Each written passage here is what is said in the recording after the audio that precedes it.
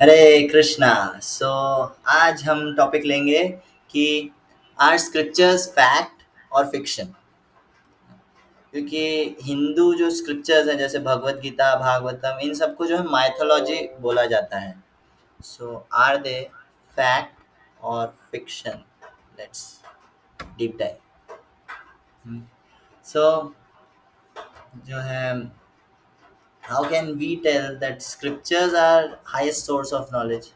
वो इसलिए क्योंकि we follow authority system, except authority system. कि भाई जैसे टीचर है ना, टीचर स्कूल के अंदर बच्चे को बताता है कि बेटा ए, बी, सी और डी। ठीक है, ए के बाद बी आता है तो बच्चा खड़ा होकर के ये नहीं पूछता टीचर क्या प्रूफ है कि ए के बाद बी आता है। टीचर बोलता है कि बेटा यही प्रूफ है कि बुक में दे रखा है और मैंने मेरे टीचर से यही सुना है, दैट्स इट। और क्या प्रूफ है? जैसे है ना, निमोनिया है, निमोनिया की स्पेलिंग पी से शुरू होती है, पी का ही नहीं आता निमोनिया के अंदर, है ना, लेकिन साइलेंट है ना, साइलेंट है तो जेड लगा दो, एक्स लगा दो, कुछ भी लगा दो, नहीं पी लगाएंगे, है ना। सो मानते हैं, हम मानते हैं, ये सब मानते हैं। So this is authority system. उसी तरह शास्त्रों में भी हम मानते हैं, मानना चाहिए। हमारे जो सेंसेस हैं वो बहुत ही लिमिटेड हैं, और शास्त्रों में भगवान के बारे में बताया गया है ना। कई लोग होते हैं जो मतलब बोलते हैं शास्त्रों में तो भगवान के बारे में बताया गया है, भगवान होते थोड़ी है, भगवान दिखते हैं, तुमने देखा है कभी? हम भगवान को सेंसेस से नहीं देख सकते, नहीं जान सकते, है ना। जैसे हमारी सेंसेस जो है इतनी ज़्यादा इनकम्प्लीट है कि हमारी आंखें, जैसे मान लो आंखें हैं, है ना, आंखों के सबसे पास में हमारे गाल, हमारा मुंह, हमारा माथा, हमारी पलकें, हम इनको नहीं देख सकते बिना कांच के। हाँ, हम कहते हैं भगवान को देखना है, एक पॉइंट से दूर तक हम देख नहीं सकते आंखों से।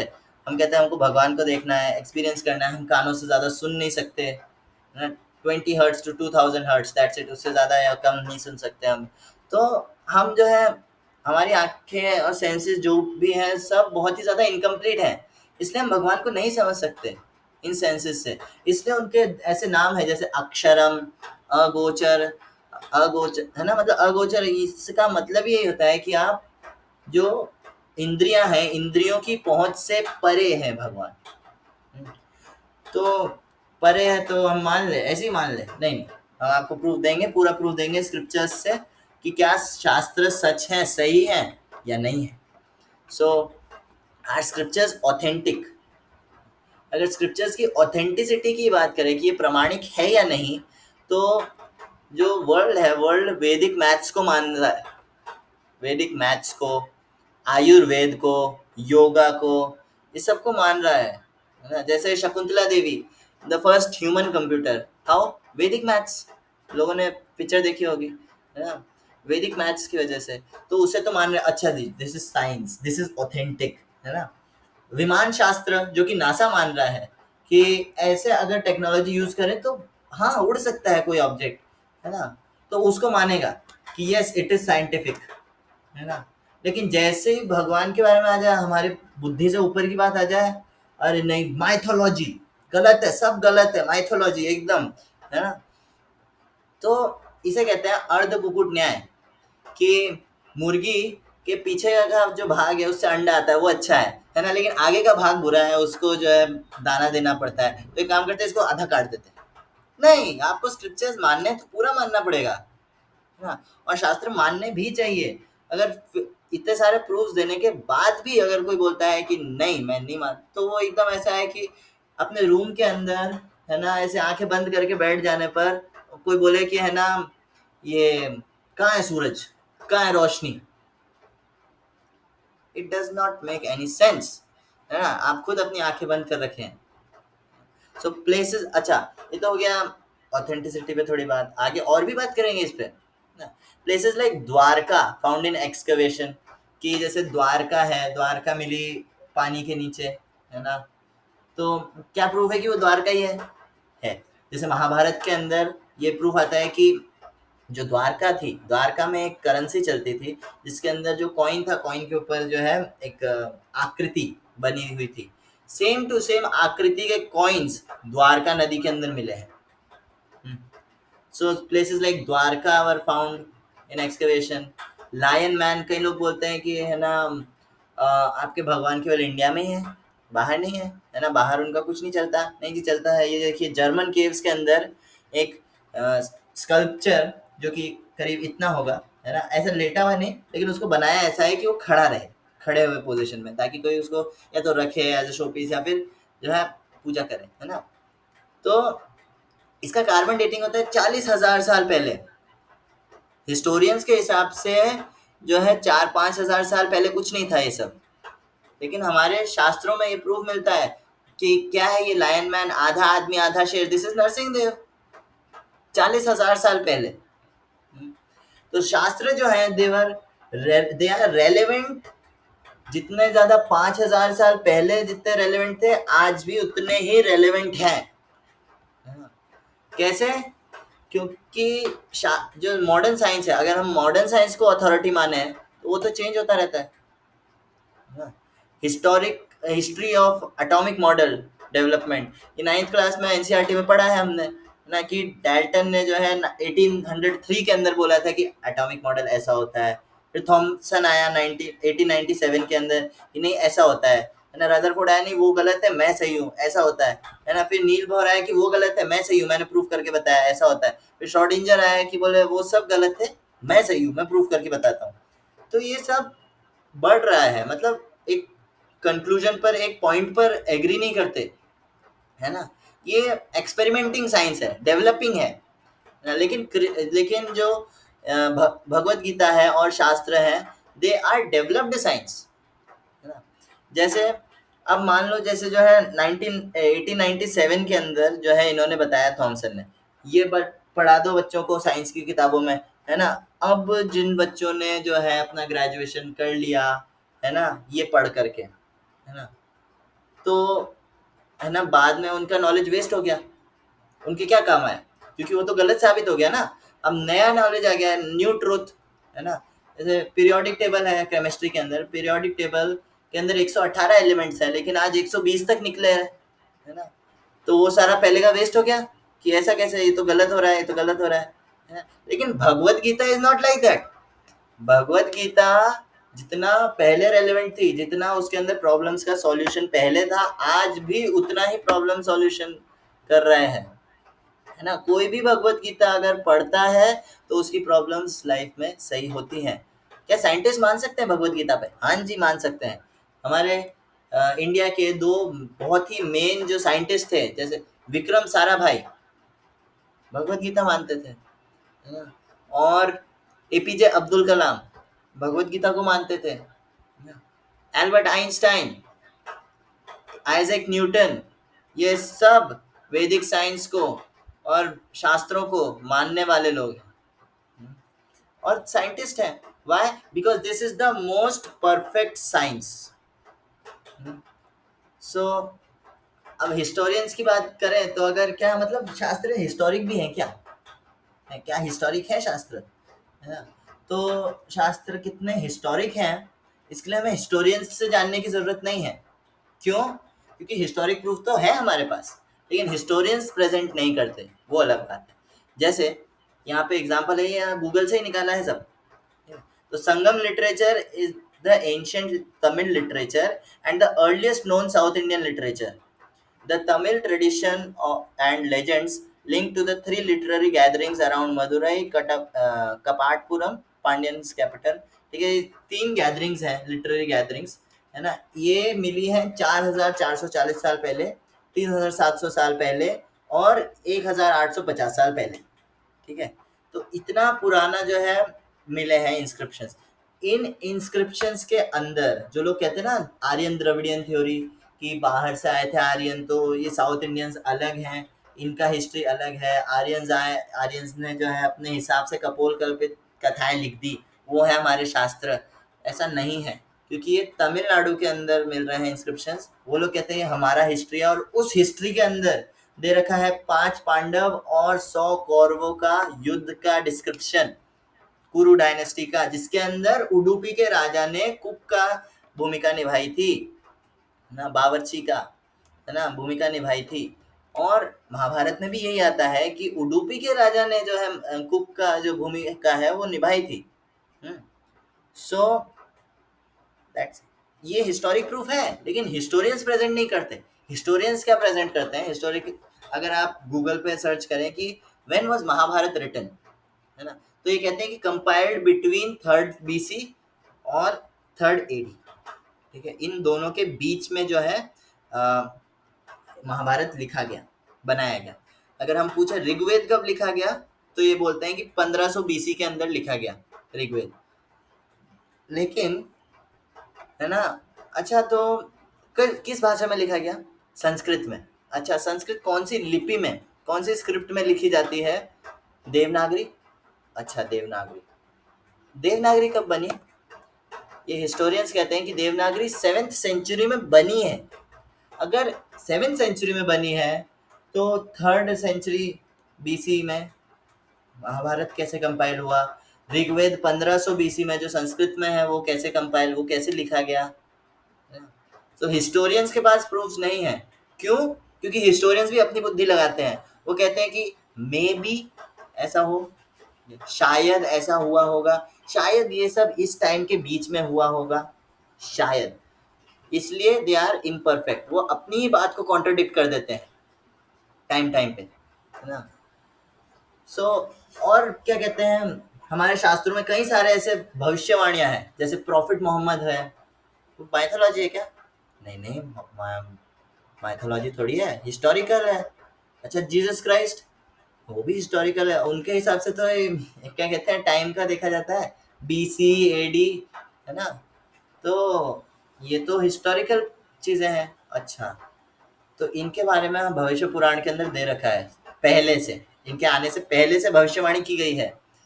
नहीं, वो mythology. What is the logic? Chanakya Pandit के बारे में, अशोक और चंद्रगुप्त मौर्य के बारे में, इन दोनों तीनों के बारे में दे रखा है श्रीमद् भागवतम के अंदर। यहाँ मैंने श्लोक भी कोट किया है, 12:1:11, 12:1:12। बुद्धा के बारे में दे रखा है श्रीमद् भागवतम के अंदर 13:24 के अंदर। अगर इतना ज्यादा परफेक्ट कोई है, नॉलेज प्रोवाइड कर रहा है ना, जो ऑथेंटिक है, हिस्टोरिक है ना, और फैक्चुअल है कि भाई ये लोग आए हैं, ऐसा नहीं कि अपनी मर्जी से कुछ भी छाप दिया है ना, तो इसमें क्या मनाई, क्या बुराई है? These are scriptures, these are perfect science. Science are the unscientific? कई लोग होते हैं बोलते हैं शास्त्र तो अनसाइंटिफिक होते हैं। Are the unscientific? ये श्रीमद् भागवतम का श्लोक है, कैंटो 3 चैप्टर 31 वर्स नंबर 2, जिसके अंदर बताया गया है कि फर्टिलाइजेशन का जो प्रोसेस है, जिसको आज हमारे मॉडर्न साइंटिस्ट धीरे धीरे करके थोड़ा थोड़ा जाने हैं, है ना, वो फर्टिलाइजेशन का प्रोसेस हजारों साल पहले ही हमारे शास्त्रों में दे रखा है परफेक्टली। कौन सी रात को स्पर्म और ओवम मिक्स होता है, 5th नाइट को जो है फर्मेंट हो करके बबल बन जाता है, 10th नाइट को प्लम बन जाता है, फिर धीरे धीरे टर्न होकर के क्या कहते हैं, या तो अंडा या तो फिर जो है बच्चा, मतलब फ्लैश, मतलब ऐसा बॉडी टाइप बन जाता है। ये भागवत में दे रखा है, हमारे शास्त्र में हजारों साल पहले दे रखा है। साइंटिस्ट तो आज जानने लगे हैं, और वो भी इतना परफेक्ट नहीं बता सकते ना। इसका नेक्स्ट श्लोक के अंदर ये तक बताया गया है कि किस टाइम पे, कौन से महीने में जो है बच्चे का सर डेवलप होता है, हाथ पांव डेवलप होते हैं, कान, नाक, आंखें, दांत, नाखून, ये सब डेवलप होते हैं, कब होता है ये तक बताया गया है शास्त्रों में ना।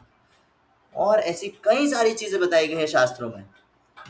लेकिन मॉडर्न साइंस और हमारा साइंस कई बार मेल नहीं खाता। क्यों? क्योंकि मॉडर्न साइंस जो है वो डेवलपिंग साइंस है, वो अभी पूरा डेवलप नहीं हुआ है ना, इसलिए। और हमारा जो साइंस है, स्क्रिप्चरल साइंस, वैदिक साइंस, इट इज डेवलप्ड ना। तो जो कई बार जो है मतलब बीच में मतलब ऐसा होता है कि, है ना, दोनों मैच कर रहे हैं, है ना, लेकिन कई सारी ऐसी चीजें हैं जो मॉडर्न साइंस के बस की बात नहीं है, इट इज डेवलपिंग, है ना। तो वो सारी बातें हम सोचते हैं it is out of science. No sir, it is also perfect science, लेकिन मॉडर्न साइंस के रीच में अभी तक नहीं आया है ना। और अगर हम देखें कि ये घड़ी है ना, घड़ी को मान लो 3 साल हो गए, है ना, 3 साल हो गए इस घड़ी को, तो इसको बड़ा होकर के इतना हो जाना चाहिए था, है ना, लेकिन इतनी ही है। क्यों? Because it is non living, है ना।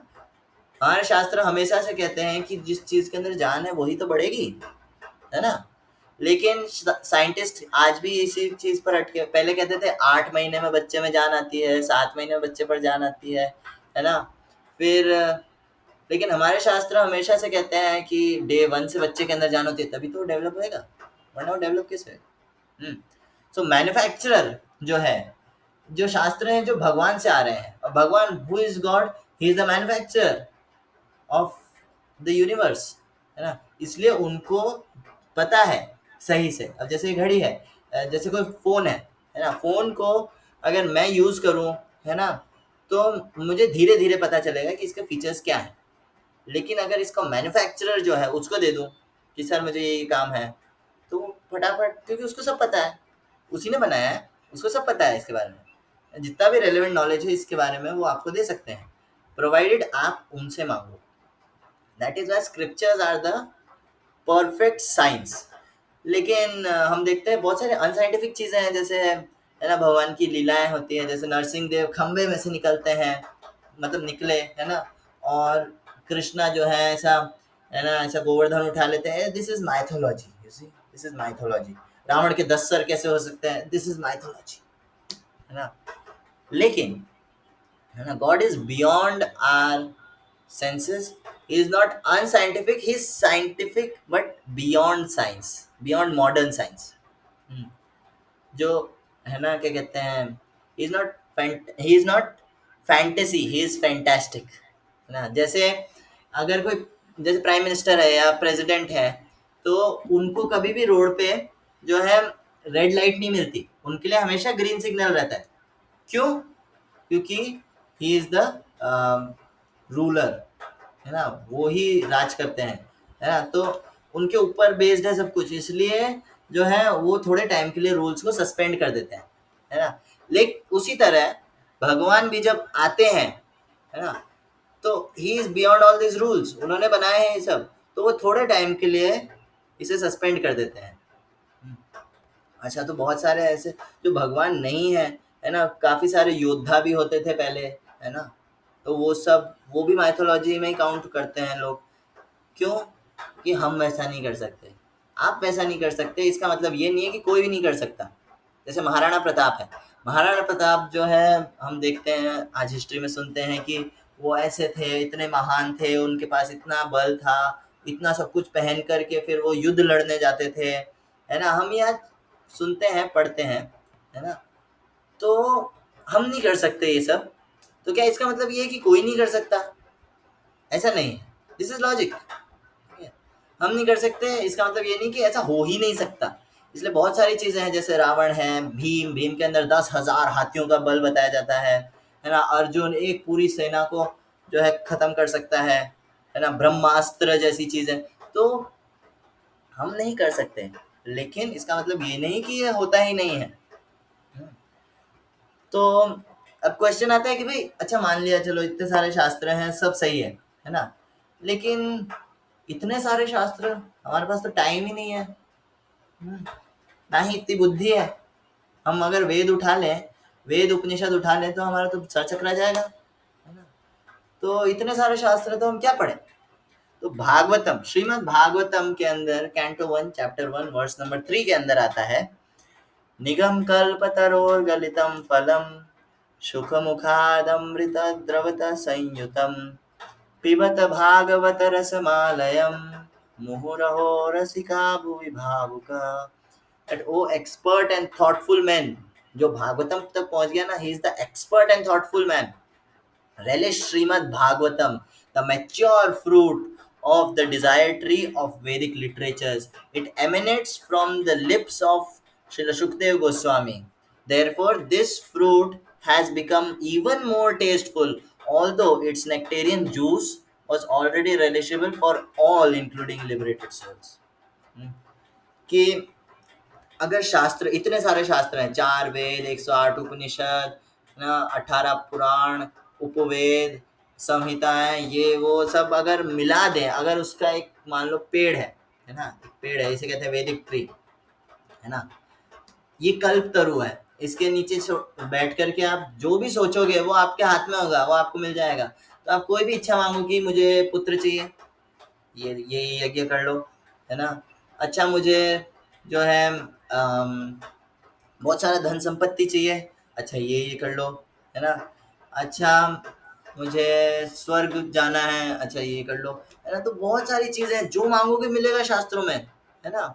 लेकिन अगर हम बोले कि तुम्हारे पास सबसे बेस्ट क्या है, इस पेड़ का जो सबसे पका हुआ, सबसे टेस्टी, सबसे जूसी जो फ्रूट है, that is called Shrimad Bhagavatam. इसका सार, इस पेड़ का सार जो है, इसका जो कंक्लूजन है, वो है श्रीमद् भागवतम। इसलिए Bhagavatam is the most authentic scripture, और भगवत गीता भी। क्यों? क्योंकि Bhagavad Gita is the song of God, भगवान की स्वयं वाणी है। अच्छा बाकी शास्त्र भी तो भगवान की वाणी है, हाँ जी बाकी शास्त्र भी भगवान की वाणी है, लेकिन इसमें स्पेशल है, आगे बताते हैं। लेकिन पहले श्रीमद् भागवतम ही क्यों, आप वेद क्यों नहीं बोलते, है ना, कि हम वेद पढ़ लें, है ना। तो श्रीमद् भागवतम के अंदर आता है कैंटो 1 चैप्टर 5 वर्स नंबर 22 के अंदर कि learned circles have positively concluded that the infallible purpose of the advancement of knowledge, कि भाई इतना सारा ज्ञान क्यों इकट्ठा करना है भाई, जो महान जो लर्नेड लोग हैं, है ना, वो लोग ये कंक्लूड करते हैं कि इस सब का क्या मतलब क्या है, क्यों चाहिए हमको जो ये, है ना, नॉलेज है ना, नॉलेज गेन करना, मुझे एक नॉलेज गेन कर लेनी है, बहुत ऑस्टेरिटी तपस्या आदि करनी है ना, शास्त्रों को, वेदों को पढ़ना है ना, और यज्ञ हवन करना है, सैक्रिफाइस, चैंटिंग ऑफ हिम्स, बहुत सारे मंत्र, गायत्री मंत्र, ये मंत्र वो मंत्र, है ना, और दान पुण्य आदि, ये सब क्यों, ये सब कुछ जो है एक जगह आकर के इकट्ठा हो जाता है, कल्मिनेट्स in the transcendental description of the Lord who is defined in choice poetry, कि जो है इस सब का सार जो है वो है कृष्ण कथा, भगवान की कथा करना, भगवान के बारे में सुनना, भगवान के बारे में डिस्क्रिप्शन पढ़ना, दिस इज द सार, ठीक है, ऑफ ऑल दीज थिंग्स। और जो है चॉइस पोएट्री, चॉइस पोएट्री मतलब उत्तम श्लोक, कृष्णा इज नोन एज उत्तम श्लोक, क्यों? क्योंकि उनका जो गुणगान है वो उत्तम श्लोकों से किया जाता है। और ये श्रीमद् भागवतम, ये श्रीमद् भागवतम के अंदर भगवान का गुणगान ही गुणगान है, इसलिए इसको सारे शास्त्रों का सार कहा जाता है। यस्याम वै श्रूयमाणायाम कृष्णे परम पुरुषे भक्तिरुत्पद्यते पुंसाम शोक मोह भय अपह, कि जो कृष्ण कथा है उससे क्या होएगा, चार चीजें। पहला, भक्तिरुत्पद्यते पुंसाम, की भक्ति जो है पैदा होएगी, बढ़ेगी आपके पास, हर चीज का सॉल्यूशन, दैट इज भक्ति, है ना, शास्त्रों का जो निचोड़, दैट इज भक्ति, है ना, वो बढ़ेगी। प्लस शोक, पहले की जो हो गया उसके बारे में रोना, मोह, प्रेजेंट में इल्यूजन में जीना, और भय, फ्यूचर में क्या होगा क्या नहीं होगा इसकी टेंशन, अपह, ये सब एक्सटिंग्विश हो जाए। अपह मीन्स एक्सटिंग्विश हो जाना, ये दे रखा है भागवतम के अंदर कैंटो 1 चैप्टर 7 वर्स नंबर 7 के अंदर। हाँ, तो ये जो आग है जिसके अंदर सब जल रहे हैं कि मैंने ऐसा क्यों किया, है ना, और अब क्या होगा आगे, और है ना, प्रेजेंट में जो है गधे के जैसा काम करते रहना, मोह, इल्यूजन के अंदर कि मैं सोचूं ऐसा होएगा लेकिन ऐसा होता नहीं है ना, ये आग है, इसको एक्सटिंग्विश कर देता है क्या, कृष्ण कथा, कृष्ण परम पुरुष है, कृष्ण की जो कथा है। और ये श्रीमद् भागवतम इस कथाओं, कृष्ण की कथा से भरा पड़ा है, कृष्ण की या भगवान के किसी भी रूप की कथा। वेदों को इसलिए रिकमेंड हम लोग के लिए नहीं करते क्योंकि वेद जो है, वेदों के अंदर बहुत सारी चीजें हैं, कर्म कांड, ज्ञान कांड, उपासना कांड, भक्ति भी है, थोड़ा सा है ना, ये भी है, थोड़ा सा वो भी है, सब कुछ मिक्स हो रखा है और हम उसे नहीं समझ सकते, ना ही हमारे पास इतना टाइम है।